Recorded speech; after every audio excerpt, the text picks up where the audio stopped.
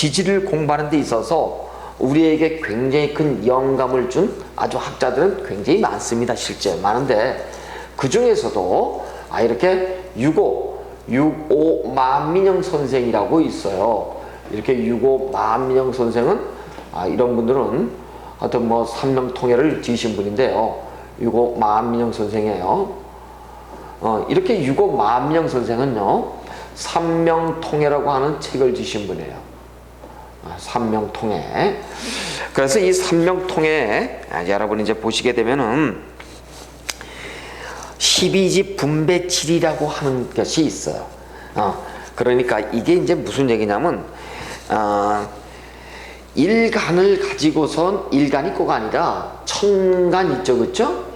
그 다음에 지지가 있는데 이 천간과 지지를 전부 다가 하나의 멋지게 자연의 어떤 하나의 물체로다 비교를 해가지고 나름 설명을 쭉 해놓고 있답니다. 뭐 어떤 경우에는 동물의 경우도 있지만은 예를 들자면 우리가 천간이 간목을 가지고선 이걸 가지고 우레라고 얘기를 했어요. 우레라고 얘기를 해서 간목을 놓은 사람들은 대체적으로 좋다고요. 목소리가 크거나 그렇거나 한번 화를 냈거나 낼 때 욱 하는 성격이 있다라든가 이러한 것을 우리가 영감을 받는 것이 누구로부터 갖고 오냐면 만민영 선생의 삼명통해로부터 갖고 오는 거예요. 예를 들어서 천간을 을목으로 놨다 그러면 을은 바람이라고 얘기를 했거든요. 그러니까 을목을 넣은 사람은 일단 돌아다니기를 잘하는 거예요. 역마의 기운이 있는 겁니다. 그래요. 그러니까 같은 목이라고 하더라도 간목인 사람은 무엇인가 자기를 강하게 드러내려고 하는 잔소리가 있고 말도 좀 억세게 하는 편이에요. 목소리가 크고 왜? 우레를 낳기 때문에. 근데 을목은 사부작 돌아다니기를 좋아하는 거야, 이런 사람들은. 왜? 일찌감치 뭘 낳았어요? 바람을 낳기 때문에. 근데 우리가 굳이 동물로다가 얘기할 수 있죠. 간목은 동물이 여우예요. 그 다음에 을목은 사기야. 응? 그러니까 여우는 어떤 동물이에요? 주로 여우는 가족, 자기를 중심으로 항상 그 새끼들을 중심으로 그렇게 뭉쳐있는 굉장히 가정적입니다. 그래서 간목을 놓으면 자식을 굉장히 사랑하는 유형으로 들어가요. 그래서 이렇게 간목을 놓게 되면은 대체적으로 차자라고 하더라도 장자의 기운을 많이 갖고 있더라. 그죠? 이렇게 얘기를 했어요. 그 다음에 이제 을목을 놓게 되면 바람을 놓고 역마를 놓은 데다가 삭을 낳잖아요. 그죠? 삭은 혼자서 어떻습니까? 산천주의하고 잘 돌아다니잖아. 반질반질하게. 그죠?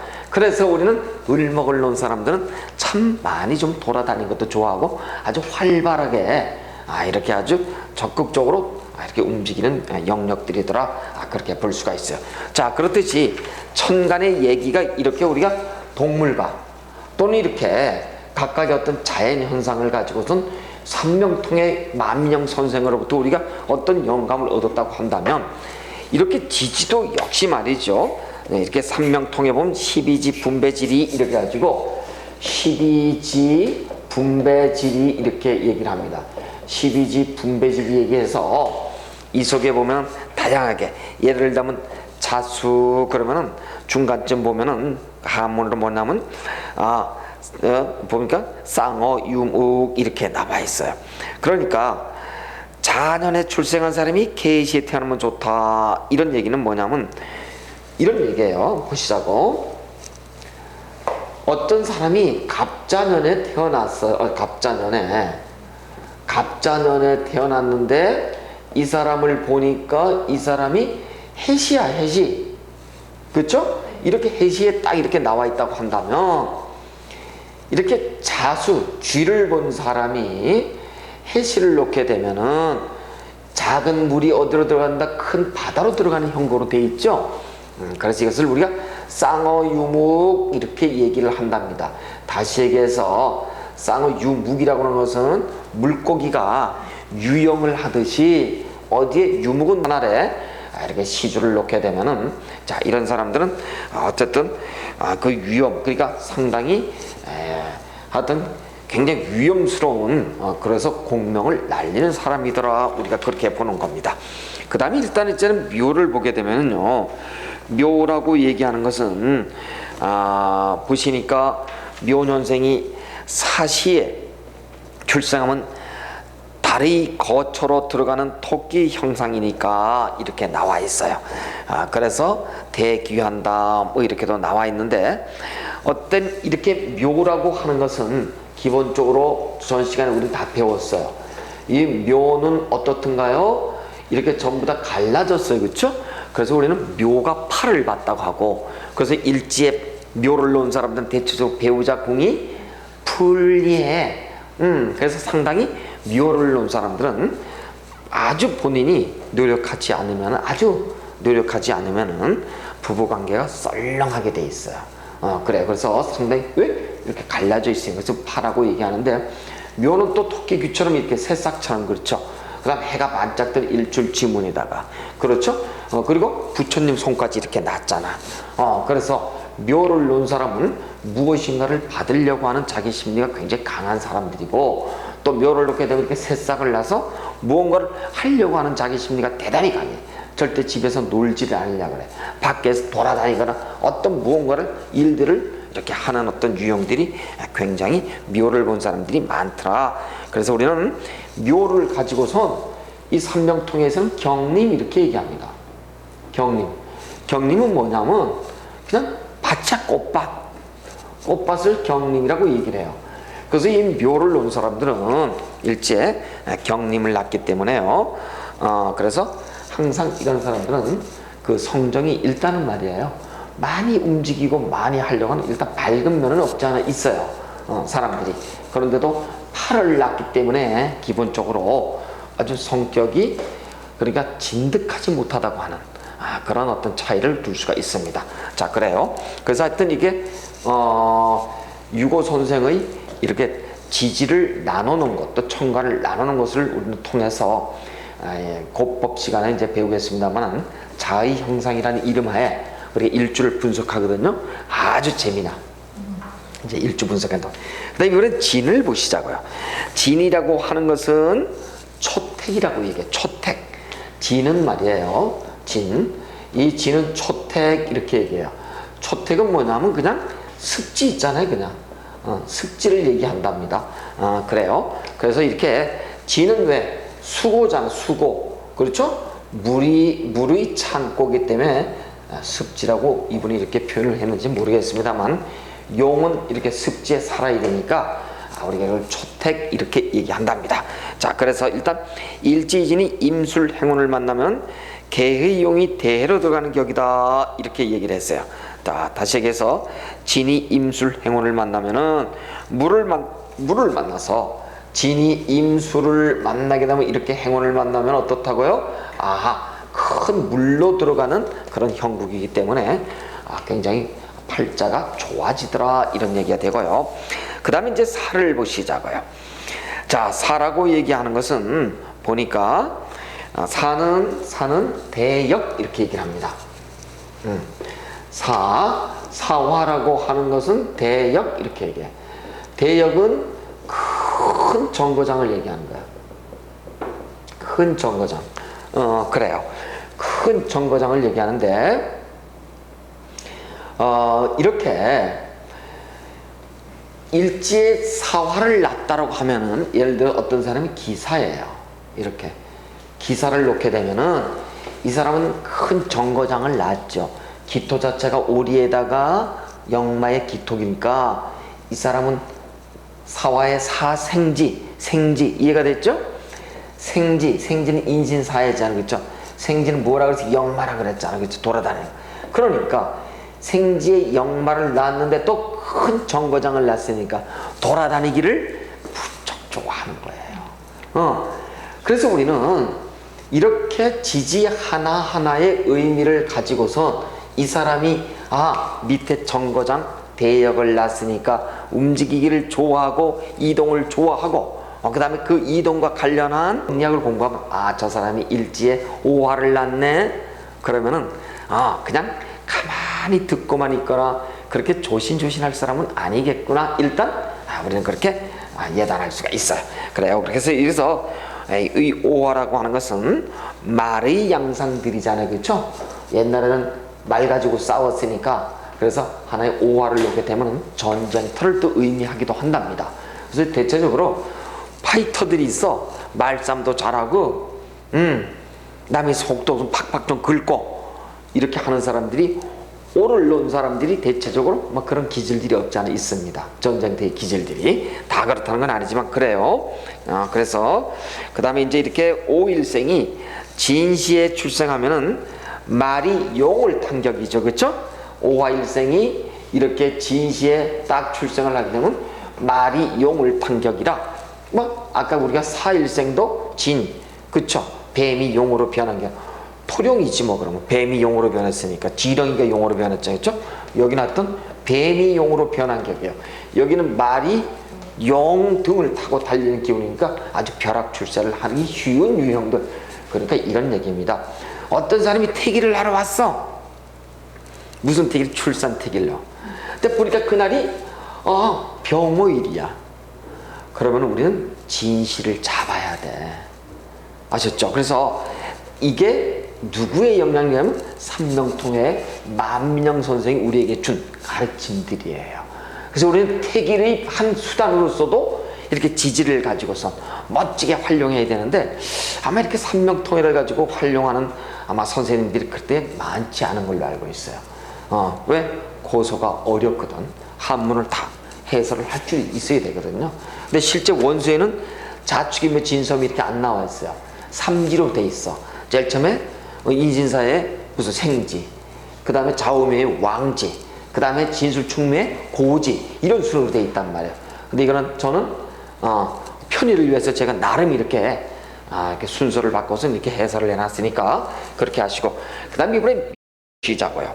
미라고 하는 것은 미라고 하는 것은 원서에 보시게 되면 미토는 위 화원 이렇게 적어놨어요.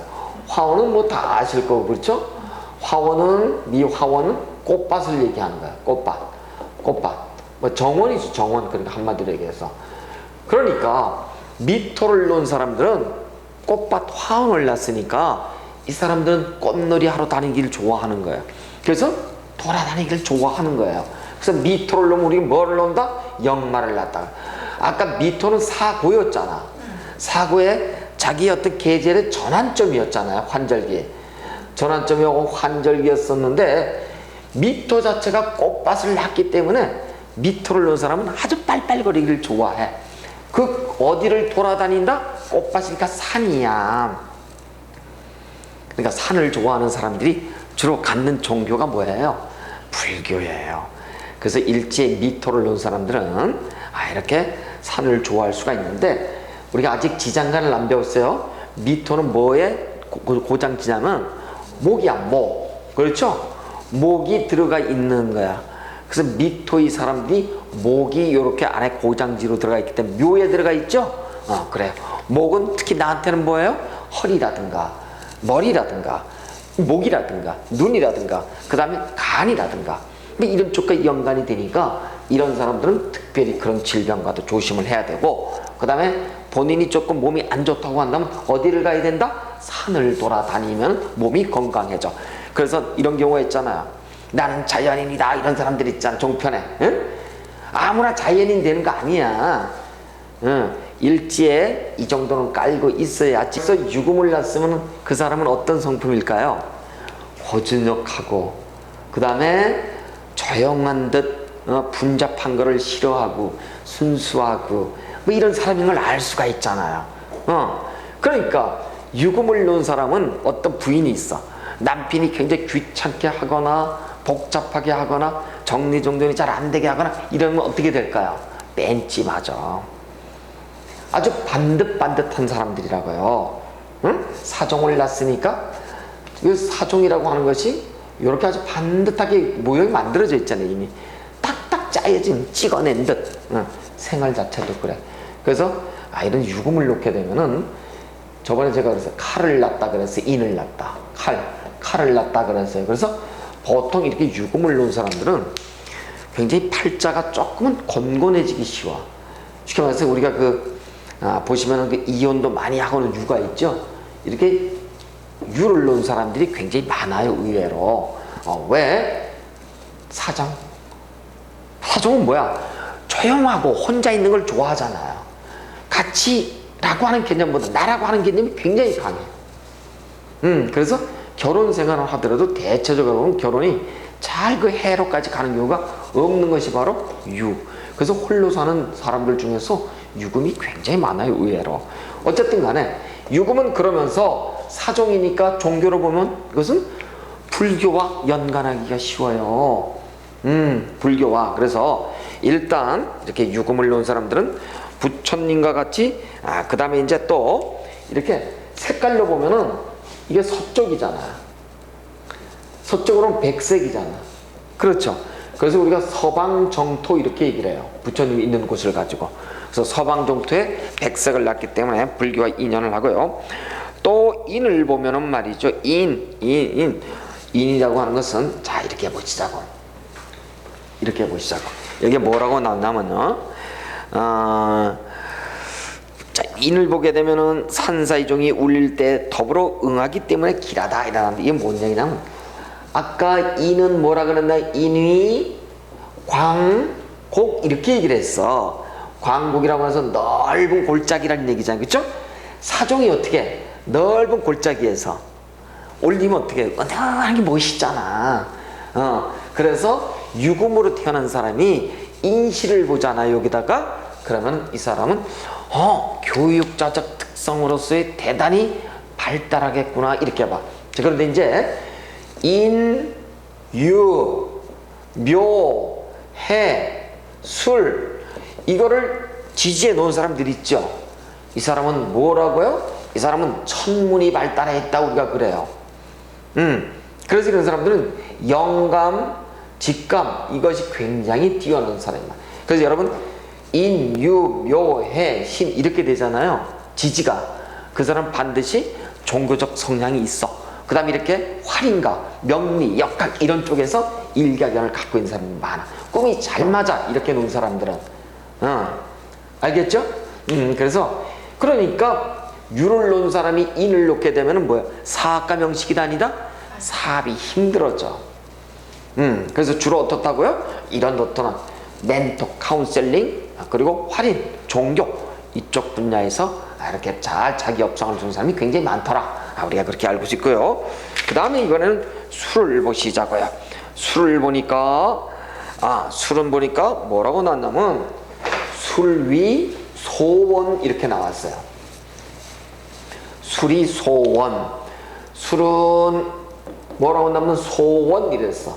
소자라고 하는 것은 불화변에다가 났기 때문에 이것은 전부 다 불이 탁삼시하고 여기가 공일치 이렇게 한다면은 요건 오늘 밤이고 요건 내일 밤이잖아. 따져보면 이것을 우리는 요걸 가지고 우리는 야자시, 조자시 이렇게 나누거든요. 그러니까 야자시다, 조자시다 하는 건 이제 아직은 안 배웠습니다만 이렇게 양쪽에 걸쳐서 양일에 걸쳐서 있기 때문에 하나는 사고 하나는 오. 그래서 앞뒤발이 틀려서 자수를 제일 먼저 갖다 놓은 것이 시간이 차이 때문에 그렇게 갖다 놨다는 거예요. 이렇듯이 모든 동물들은 어떻게 되어 있나요? 전부 다 발이 통발이 있고, 예를 들어서 말은 발이 하나야, 통발이야. 근데 손은 어때요? 두 개로 갈라져 있어. 그렇죠? 이렇듯이 발가락이, 예를 들어서 호랑이는 5개고 개도 5개야, 원숭이도 5개고 발가락이. 그런데 양이라든가 그 다음에 소 이런 것은 발굽이 2개로 나눠져 있죠. 그래서 우리가 구제역 동물이라는 게 뭐예요? 발굽이 나눠진 동물들의 얘기잖아. 그렇죠? 그래서 이렇게 12지 생초에 가면 발굽에 대한 얘기들도 이렇게 쭉 나와 있는 것이 전부 다 우리가 고소를 통해서 보게 되면은 이렇게 천간과 지지에 대한 어떤 분배지리를 통해 가지고 대단히 배울 것이 많이 있더라. 그래서 사실 이런 것을 다 갖다 써야지만은 멋있게 해설이 돼. 그냥 뭐 해 그러면 되지. 북쪽 뭐 이 정도로 가지고는 사실 멋있게 풀 수가 없어요. 여러분이 조금은 고소를 접근하는 것이 약간은 생소하고 어려울지 모르겠습니다만 그래도 이렇게 공부하는 것이 아주 깊이 있고 폭넓게 다양하게 여러분이 명리를 감명하는 툴로서 공부할 가치가 충분히 있다 이렇게 볼 수가 있어요. 아셨죠?